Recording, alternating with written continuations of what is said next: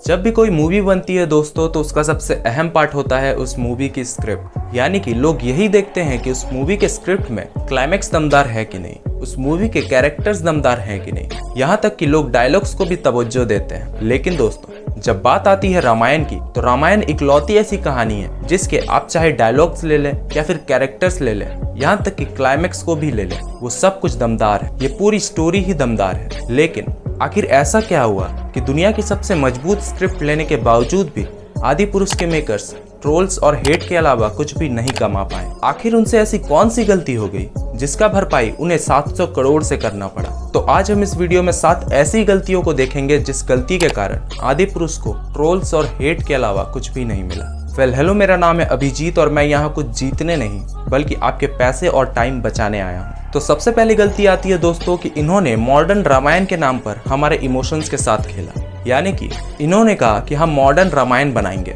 जिससे कि मॉडर्न बच्चे भी इससे रिलेट कर पाए। लेकिन इन्होंने किया क्या? इन्होंने रामायण के सारे कैरेक्टर्स के साथ खिलवाड़ कर दिया। यानी रावण को अलाउद्दीन खिलजी बना दिया, माँ सीता को फिल्म की हीरोइन बना दिया, भगवान राम को वन मैन आर्मी या फिर एंग्री वन मैन बना दिया, हनुमान जी को बॉडी बिल्डर बना दिया, यहाँ तक कि लक्ष्मण जी को इमोशनलेस बना दिया, रामायण को डार्क मोड में बनाया, मानो वो कोई हॉलीवुड की picture like dark night, Superman, man of steel ये हो। अब दूसरी गलती आती है दोस्तों कि असली वानर सेना की जगह इन्होंने सीजीआई और वीएफएक्स वाले कैरेक्टर्स ले लिए। यानी कि सीजीआई या वीएफएक्स वाले कैरेक्टर्स हम एनिमेशन में ही एक्सेप्ट कर सकते हैं। अब आधे लोग रियल रहेंगे और आधे लोग सीजीआई वाले, मतलब वो कॉम्बिनेशन सही नहीं बैठता। और ऊपर से इनकी सीजीआई की क्वालिटी इतनी बेहुदा थी, इससे अच्छा तो मैं बालवीर देख लूं। मतलब आप लोगों ने चाहे ट्रेलर या टीजर कुछ भी देखा हो तो उसमें आपने सीजीआई वाले कैरेक्टर्स पर गौर किया? मतलब कोई ढंग के कैरेक्टर्स नहीं है। मानो ऐसा लग रहा था कि इन्होंने बस कॉपी पेस्ट किया है। कोई एक कैरेक्टर बना लिया, उस सबको कॉपी पेस्ट कर दिया।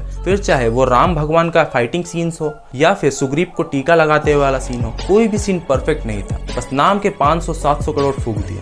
यार मतलब ठीक है, हम रामायण के नाम पर थोड़े इमोशनल हो जाते हैं, लेकिन इसका मतलब ये कतई नहीं है कि हमें कुछ भी आप रामायण के नाम पर दिखा दो और हम वो एक्सेप्ट कर लें। क्योंकि रामायण कोई हॉलीवुड की स्टोरी नहीं है कि आप उसका रीमेक बनाए और हमें जैसे तैसे परोस दें। वो हमारे लिए इमोशंस है, हमारी आस्था है। उसे हमने जैसे देखा है हम उसे वैसा ही देखना पसंद करते हैं। इसे आप एक बात से समझ सकते हैं कि रामायण चाहे एनिमेशन वाली हो, चाहे सीरियल वाली हो या फिर मूवी वाली हो, वो जितनी भी बार देती है हम उसे इग्नोर नहीं करते, उसे देखते हैं। क्या दुनिया की कोई भी ऐसी मूवी है जिसे आप कितनी भी बार देखो आप बोर नहीं होगे? तो क्या आपको इससे पता नहीं चलता कि हमारे लिए इमोशंस का मतलब क्या है, हमारे लिए भगवान राम का मतलब क्या है, हमारे लिए रामायण का मतलब क्या है? अब तीसरी गलती इनसे ये हो गई दोस्तों कि उन्होंने भगवान राम को इमोशनलेस बनाया। आपने टीजर ट्रेलर में देखा हो कि भगवान राम को जब भी दिखाया गया, यानी कि प्रभास को जब भी दिखाया गया, उनके मुंह में वो राम वाली दिव्य मुस्कान या फिर कोई भी एक्सप्रेशंस ऐसे नहीं थे जिनसे हम उसको कंसीडर करें एज अ भगवान राम। मानो ऐसा लग रहा था कि उन्होंने भगवान राम के गेटअप पर सलार वाली एक्टिंग कर दी। मे भी हो सकता है कि प्रभास इन दोनों की शूटिंग एक साथ कर रहे थे, जिसके कारण गेटअप तो चेंज हो गया लेकिन कैरेक्टर में वो सलार के ही थे, जिसके चलते आपने किसी भी शॉट्स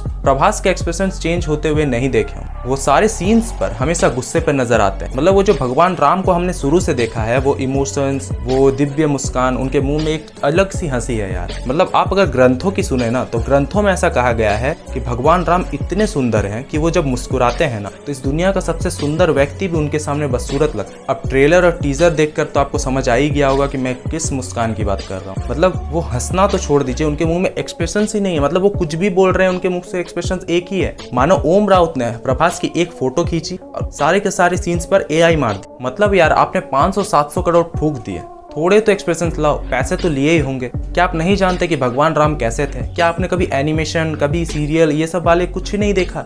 मतलब ओम राउत को भी कम से कम किसी को तो वहां पर पता होना चाहिए कि यार मतलब ऐसे राम हमारे नहीं है। खैर दोस्तों, मुझे गुस्सा तो बहुत आया यार, लेकिन अब मैं ज्यादा नहीं बोलूंगा वरना आप लोग कहोगे कि मैं एंटी प्रभास हूँ। मैं एंटी प्रभास नहीं हूँ यार, मतलब मैं भी प्रभास का दीवाना हूँ। मुझे उनकी बाहुबली, यहाँ तक कि मुझे साहो भी बहुत पसंद आई, लेकिन उन्होंने भगवान राम के कैरेक्टर्स के साथ जस्टिस नहीं किया।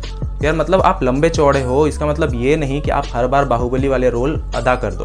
भगवान राम के साथ हमारे इमोशंस जुड़े हुए हैं, जिसके चलते मैं इतना इमोशनल हो रहा हूँ। अगर बुरा लगा हो तो माफ करना। अब चौथी गलती इनसे ये हो गई दोस्तों कि इन्होंने रामायण को डार्क में बनाया। मतलब आप सोचो कि ऐसा लग रहा था जैसे dark night, man of steel, ये जो डीसी वाले मूवीज है, ऐसा लग रहा था। पूरे के पूरे सीन्स डार्क मोड में है। यानी ऐसा लग रहा था जैसा मानो रामायण बरसात के समय में हुई थी। मतलब हर तरफ काले बादल, सोने की लंका काली, मानो वो सोने की लंका नहीं कोयले की लंका। मतलब क्या इन लोगों को इतना काला पसंद आ गया है, काली दुनिया बना दी, काले कैरेक्टर्स बना दिए, सब कुछ काला। तो साला एक काम करेंगे ना, हम टीवी ही बंद कर देंगे, सिनेमा हॉल ही नहीं जाएंगे, टीवी बंद कर देंगे। जब कुछ दिखना ही नहीं है तो क्या फायदा हम लोग जाके, कोई शॉट्स क्लियर नहीं है। अब डार्क मोड के चलते CGI वाले कैरेक्टर्स जो ऑलरेडी बेहुदा है वो और भी बुरी तरह से दिख रहा है, उनमें कोई भी डिटेलिंग नजर नहीं आ रही। मतलब बस जबरदस्ती के ठूसे हुए हैं सब कुछ। क्या है, पब्लिक तो चूतिया है, वो तो देख ही लेगी। अब पांचवी गलती इनसे ये हो गई दोस्तों कि इन्होंने टैलेंटलेस एक्टर्स को चुना, यानी कि इनकी कास्टिंग इतनी बेहुदा है कि मतलब कोई भी एक्टर्स उसमें फिट ही नहीं बैठ रहे। प्रभास का चलो उनके सिर्फ इमोशंस नहीं है, बाकी सारे के तो कुछ भी नहीं है। मतलब कृति सेनन को माँ सीता का रोल दिया, मतलब वो सिर्फ एक पोस्टर को छोड़ देना तो कहीं से भी वो माँ सीता नहीं लग रही थी। मतलब ऐसा लग रहा है कि वो कृति सेनन ही है। मतलब एक होता है ना यार कि उस एक्टर की एक्टिंग देख के हम उस कैरेक्टर को ही जीने लग जाते, लेकिन यहाँ कुछ भी नहीं था। हनुमान जी को बॉडी बिल्डर बना दिया, मतलब उनका काम सिर्फ बाइसेप्स एंड एब्स दिखाना ही है, कहीं से भी उनके कोई भी इमोशंस नहीं है। उनका कोई भी ऐसा अभी तक डायलॉग नहीं बताया है कि मतलब हमें लगे कि हाँ हनुमान जी बोल रहे हैं। उनका एक भी डायलॉग डिलीवरी नहीं हुई है। और रावण को तो भाई साहब मतलब क्या सोच के कौन सा सस्ता नशा करके किए थे पता नहीं, मतलब अलाउद्दीन खिलजी बना दिया। ये भी नहीं सोचा कि अब हिंदू जाग चुके हैं। मतलब इस समय अगर मुगल होते तो हम लोग शायद उनको भी पीट दिए रहते। अब इस समय में रावण को खिलजी बना के पेश किया तो कौन सहेगा। और आखिरी कैरेक्टर है दोस्तों लक्ष्मण जी का। मतलब लक्ष्मण जी को हम लोगों ने शुरू से देखा है कि वो बहुत ही गुस्सैल टाइप हैं। उनका मतलब उनके भैया के प्रति इतना प्रेम है, उनके भाभी के प्रति इतना प्रेम है, वो कुछ भी नहीं दिखाया। बस मतलब ऐसा लग रहा है कि उन्हें खुद भी नहीं पता कि वो रामायण में लक्ष्मण का रोल कर रहे हैं। बस उनको बता दिया गया है कि भाई धनुष लो, यहाँ चलाओ, वहाँ चलाओ, ये एक्शन सीन्स करने हैं बस।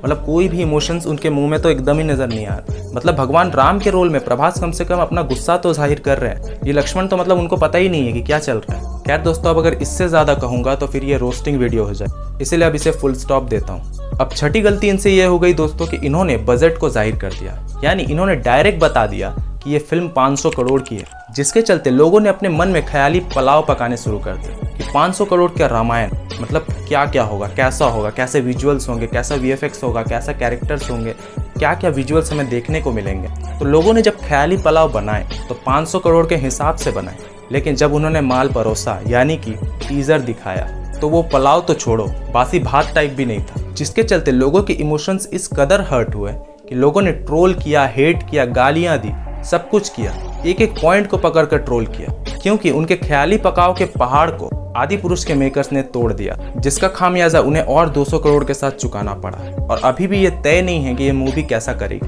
मतलब कि लोगों के बीच इसका इतना ट्रोल है, लोगों ने इसे इतना हेट दिया है कि अब भी आदि पुरुष के मेकर्स की नींद उड़ी हुई है कि आखिर इस फिल्म का हाल क्या होगा, क्या ये फ्लॉप होगी, क्या ये अपना बजट को रिकवर कर पाएगी। अब सातवीं और आखिरी पॉइंट आती है दोस्तों कि इन्होंने क्रिएटिविटी के नाम पर हमारी आस्था पर वार किया। क्रिएटिविटी के नाम पर हमें बालवीर की सस्ती कॉपी दिखाई, रावण को और भी बुरा दिखाने के चक्कर में उसे साइको और अलाउद्दीन खिलजी बना दिया, भगवान राम को भगवान तो दूर एक मामूली इंसान की तरह गुस्सैल दिखाया, रामायण के बाकी कैरेक्टर्स के साथ खिलवाड़ किया, VFX और CGI के नाम पर हमें 500 करोड़ का चूना लगाया, यहाँ तक कि रामायण को किसी हॉलीवुड पिक्चर की तरह बनाने की कोशिश की और बस ये कह दिया कि हम ये रामायण मॉडर्न जमाने के बच्चों को रिलेट करने के लिए बनाया ताकि वो भी देख सके। इस देश के लोग जो रामायण को आज तक आस्था की तरह देखते थे, वो भगवान राम को, भगवान हनुमान को, सबको भगवान मानते थे और उन सब की पूजा करते हैं। अब इन लोगों के बीच में इतना बड़ा गुनाह करना, इस तरह का गुनाह करना और उसको एक मॉडर्न प्लास्टिक में कवर करना,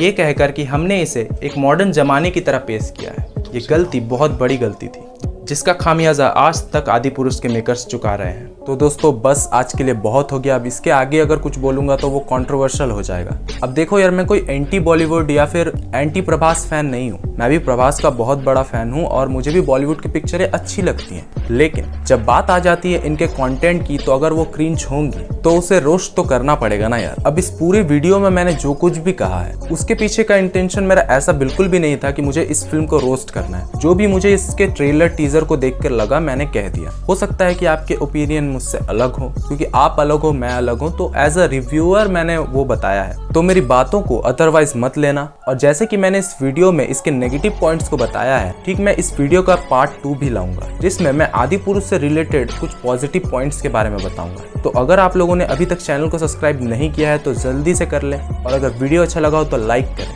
मैं मिलता हूँ आपसे अगले वीडियो में, तब तक के लिए बाय, टेक केयर एंड जय हिंद।